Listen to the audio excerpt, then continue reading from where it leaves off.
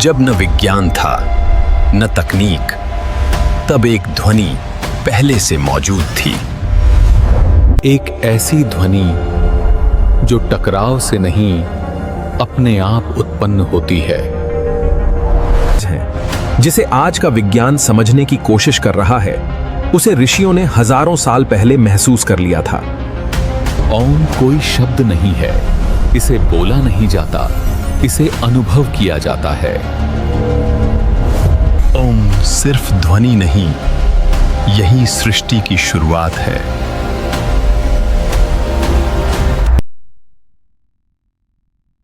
अगर मैं आपसे कहूं कि हजारों साल पहले जब न कोई लैब थी, न माइक्रोफोन, न आधुनिक विज्ञान, तब भारत के ऋषियों ने एक ऐसी ध्वनि को पहचाना जिसे आज का विज्ञान भी पूरी तरह नकार नहीं सकता, तो क्या आप यकीन करेंगे? हम बात कर रहे हैं AUM की। AUM कोई साधारण शब्द नहीं है, ये किसी भाषा से पैदा नहीं हुआ और न ही इसे किसी ने बनाया। प्राचीन ग्रंथों में AUM को शब्द नहीं बल्कि नाद कहा गया है। नाद का अर्थ होता है ऐसी ध्वनि जो किसी टकराव से नहीं बल्कि अपने आप उत्पन्न होती है। यही कारण है कि AUM को बोला नहीं जाता बल्कि अनुभव किया जाता है। उपनिषदों में AUM के लिए नाद ब्रह्म शब्द का प्रयोग किया गया है, जिसका अर्थ है कि ध्वनि ही ब्रह्म है। यह कोई धार्मिक कल्पना नहीं थी बल्कि गहन ध्यान और लंबे निरीक्षण से निकली हुई समझ थी। वैदिक ऋषि मानते थे कि सृष्टि की जड़ में कंपन है और वही कंपन ध्वनि के रूप में प्रकट होता है। ऋषियों का कहना था कि उन्होंने AUM को बनाया नहीं बल्कि उसे सुना। जब कोई व्यक्ति गहरे ध्यान में जाता है और बाहरी इंद्रियां शांत हो जाती हैं, तब एक सूक्ष्म और निरंतर कंपन का अनुभव होता है। इसी कंपन को उन्होंने अनाहत नाद कहा, यानी ऐसी ध्वनि जो बिना किसी टकराव के उत्पन्न होती है। अनाहत नाद को समझने के लिए दिल की धड़कन का उदाहरण दिया जाता है। दिल की आवाज किसी बाहरी चीज से टकराकर नहीं बनती बल्कि शरीर के अंदर अपने आप उत्पन्न होती है। इसी तरह ध्यान की अवस्था में ऋषियों ने एक ऐसी ध्वनि का अनुभव किया जिसका उच्चारण मानव भाषा में सबसे करीबी रूप AUM था। अब अगर हम आधुनिक विज्ञान की ओर देखें तो फिजिक्स साफ कहती है कि इस ब्रह्मांड में कुछ भी स्थिर नहीं है। एटम, इलेक्ट्रॉन, ग्रह, तारे और आकाश गंगाएं सब कुछ लगातार कंपन कर रहा है। ये कंपन पूरी तरह वैज्ञानिक रूप से सिद्ध तथ्य है। जहाँ कंपन होता है वहाँ ऊर्जा होती है और जहाँ ऊर्जा होती है वहाँ फ्रीक्वेंसी होती है। यहाँ बात कान से सुनाई देने वाली आवाज की नहीं बल्कि उस मूल कंपन की है जो हर वस्तु के अस्तित्व के पीछे मौजूद है। यही कंपन ब्रह्मांड की संरचना को बनाए रखता है। वैज्ञानिक ब्रह्मांड की उत्पत्ति से जुड़ी जिस ऊर्जा को कॉस्मिक बैकग्राउंड रेजोनेंस कहते हैं, वह दरअसल सृष्टि के जन्म के समय पैदा हुई एक मूल फ्रीक्वेंसी है। यह कोई धार्मिक अवधारणा नहीं बल्कि आधुनिक खगोल विज्ञान की मान्य खोज है। यहीं पर एक दिलचस्प सवाल उठता है, क्या प्राचीन ऋषि इसी ब्रह्मांडीय कंपन को अपने अनुभव के माध्यम से समझ रहे थे? और क्या AUM उसी मूल कंपन का मानव द्वारा किया जा सकने वाला उच्चारण है? विज्ञान इसका सीधा उत्तर नहीं देता, लेकिन इसे पूरी तरह खारिज भी नहीं करता।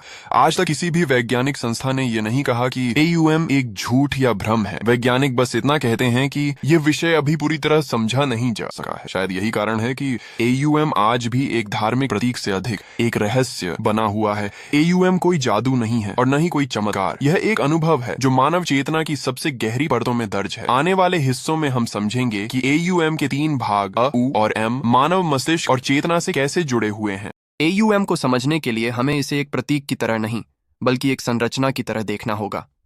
AUM 3 ध्वनियों से मिलकर बना है, अ, उ और M। ये तीनों ध्वनियाएं किसी भाषा की उपज नहीं है बल्कि मानव अनुभव की 3 मूल अवस्थाओं का प्रतिनिधित्व करती हैं। इस बात का उल्लेख मांडूक्य उपनिषद में साफ तौर पर मिलता है। मानव चेतना की पहली अवस्था को जागृत अवस्था कहा गया है। इस अवस्था में हम बाहरी दुनिया से जुड़े रहते हैं। हमारी इंद्रियां सक्रिय होती हैं और हमारा ध्यान बाहर की ओर होता है। इस अवस्था का प्रतीक अ है। जब हम AUM का उच्चारण शुरू करते हैं तो ध्वनि गले से निकलती है, जो इस जागृत अवस्था से मेल खाती है। दूसरी अवस्था स्वप्न अवस्था है। इस अवस्था में शरीर विश्राम करता है लेकिन मन सक्रिय रहता है। सपनों की दुनिया में हम बाहरी वास्तविकता से कट जाते हैं लेकिन चेतना पूरी तरह बंद नहीं होती। इस अवस्था का प्रतीक ऊ है। AUM के उच्चारण में यह ध्वनि गले से निकलकर मुंह के मध्य भाग में पहुंचती है, जो बाहरी और आंतरिक अनुभव के बीच की स्थिति को दर्शाती है। तीसरी अवस्था सुषुप्ति यानी गहरी नींद की अवस्था है। इस अवस्था में न सपने होते हैं और न ही जागरूक विचार। चेतना विश्राम की स्थिति में होती है। इसका प्रतीक म है। AUM का उच्चारण करते समय यह ध्वनि होंठों पर आकर रुक जाती है, जो चेतना के भीतर सिमटने का संकेत देती है। मांडूक्य उपनिषद बताता है कि इन 3 अवस्थाओं के बाद भी चेतना समाप्त नहीं, होती। अ उ और एम के बाद जो मौन आता है वही सबसे महत्वपूर्ण है। इस मौन को तुरीय अवस्था कहा गया है। यह न जागृत है, न स्वप्न, न नींद। यह वह अवस्था है जहां व्यक्ति केवल साक्षी बन जाता है। आधुनिक न्यूरोसाइंस के अनुसार मानव मस्तिष्क अलग अलग अवस्थाओं में अलग अलग प्रकार की ब्रेन वेव्स उत्पन्न करता है। जागृत अवस्था में बीटा वेव्स, शांति की स्थिति में अल्फा वेव्स और गहरे ध्यान या नींद में थीटा और डेल्टा वेव्स सक्रिय होती हैं। यह वैज्ञानिक रूप से प्रमाणित तथ्य है। कई वैज्ञानिक अध्ययनों में यह देखा गया है कि एयूएम का धीमा और नियमित उच्चारण मस्तिष्क को बीटा वेव्स से अल्फा और थीटा अवस्था की ओर ले जाता है। इसका सीधा प्रभाव तनाव में कमी और मानसिक स्थिरता के रूप में दिखाई देता है। यही कारण है कि एयूएम का उपयोग ध्यान और योग में किया जाता है। मेडिकल रिसर्च ये भी बताती है कि एयूएम का उच्चारण वेगस नर्व को सक्रिय करता है।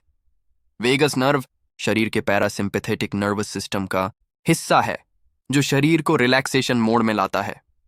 इससे हृदय गति नियंत्रित होती है और शरीर में शांति का अनुभव होता है। एयूएम का प्रभाव केवल मानसिक नहीं बल्कि शारीरिक भी है। जब कोई व्यक्ति गहरी सांस लेकर एयूएम का उच्चारण करता है तो यह ध्वनि सीने, गले और सिर तक कंपन पैदा करती है।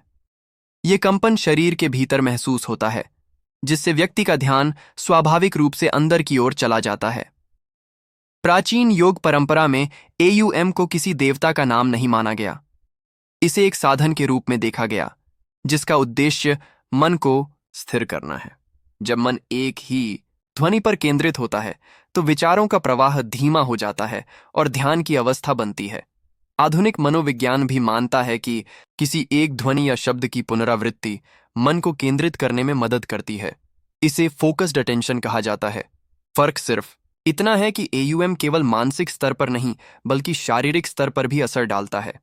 यह कहना गलत होगा कि विज्ञान ने एयूएम को पूरी तरह सिद्ध कर दिया है, लेकिन यह कहना भी सही नहीं होगा कि एयूएम विज्ञान के खिलाफ है। सच्चाई यह है कि एयूएम उस बिंदु पर खड़ा है जहां वैज्ञानिक समझ और मानवीय अनुभव एक दूसरे के करीब आते हैं। एयूएम हमें किसी विश्वास को मानने के लिए मजबूर नहीं करता। यह हमें केवल इतना अवसर देता है कि हम अपने ही भीतर चल रहे कंपन को महसूस कर सकें। शायद यही कारण है कि हजारों साल बाद भी एयूएम उतना ही प्रासंगिक है। जब एयूएम को केवल व्यक्ति की चेतना तक सीमित कर दिया जाता है तो उसकी वास्तविक गहराई अधूरी रह जाती है। प्राचीन भारतीय दर्शन में एयूएम को सिर्फ ध्यान का साधन नहीं माना गया बल्कि पूरे ब्रह्मांड की संरचना का प्रतीक समझा गया। उपनिषदों में एयूएम को भूत, भविष्य और वर्तमान तीनों कालों से जुड़ा बताया गया है। मांडूक्य उपनिषद स्पष्ट रूप से कहता है कि जो कुछ भी अस्तित्व में है, जो हो चुका है और जो आने वाला है, उसका मूल स्वर एयूएम है। इसका अर्थ यह नहीं कि एयूएम कोई जादुई शब्द है, बल्कि यह संकेत करता है कि सृष्टि के पीछे एक मूल सिद्धांत काम कर रहा है, कंपन। आर्षियों ने ब्रह्मांड को स्थिर वस्तुओं का समूह नहीं बल्कि एक निरंतर गतिशील प्रक्रिया के रूप में देखा। आधुनिक कॉस्मोलॉजी भी यही कहती है कि ब्रह्मांड एक स्थिर ढांचा नहीं है। वैज्ञानिकों के अनुसार ब्रह्मांड का विस्तार लगातार हो रहा है। आकाश गंगाएं एक दूसरे से दूर जा रही हैं और अंतरिक्ष स्वयं फैल रहा है। यह विस्तार ऊर्जा और गति के बिना संभव नहीं हो सकता। जब वैज्ञानिक ब्रह्मांड की उत्पत्ति की बात करते हैं तो वे बिग बैंग सिद्धांत का उल्लेख करते हैं। बिग बैंग को अक्सर एक विस्फोट की तरह समझा जाता है, लेकिन वैज्ञानिक दृष्टि से यह एक बिंदु से अंतरिक्ष, समय और ऊर्जा का विस्तार था। उस शुरुआती क्षण में पूरे ब्रह्मांड में एक समान ऊर्जा फैली हुई थी। इस प्रारंभिक अवस्था की सबसे महत्वपूर्ण खोज है कॉस्मिक माइक्रोवेव बैकग्राउंड रेडिएशन। इसे ब्रह्मांड की जन्म छाप कहा जाता है। यह कोई आवाज नहीं है जिसे हम सुन सकें, बल्कि एक प्रकार की ऊर्जा तरंग है जो आज भी पूरे ब्रह्मांड में फैली हुई है। ये खोज आधुनिक विज्ञान की सबसे बड़ी उपलब्धियों में से एक मानी जाती है। यहां एक रोचक समानता दिखाई देती है। प्राचीन ग्रंथ सृष्टि की शुरुआत को नाद यानी कंपन से जोड़ते हैं, और आधुनिक विज्ञान भी कहता है कि ब्रह्मांड की शुरुआत ऊर्जा और तरंगों से हुई। दोनों के शब्द अलग हैं, लेकिन संकेत एक ही दिशा में जाते हैं, मूल में कंपन। यह ध्यान रखना जरूरी है कि विज्ञान और दर्शन एक दूसरे की नकल नहीं कर रहे। विज्ञान माप और गणना के जरिए सच्चाई को समझने की कोशिश करता है, जबकि दर्शन अनुभव और चेतना के जरिए।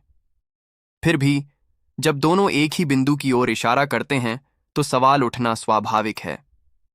प्राचीन भारतीय दर्शन में ब्रह्मांड को एक लयबद्ध व्यवस्था माना गया है। दिन और रात, ऋतुएं, ग्रहों की गति, सब कुछ एक निश्चित क्रम में चलता है। इस क्रम को रथ कहा गया। AUM कोइसी रथ का प्रतीक माना गया, यानी वह लय जो पूरे अस्तित्व को बांधे रखती है।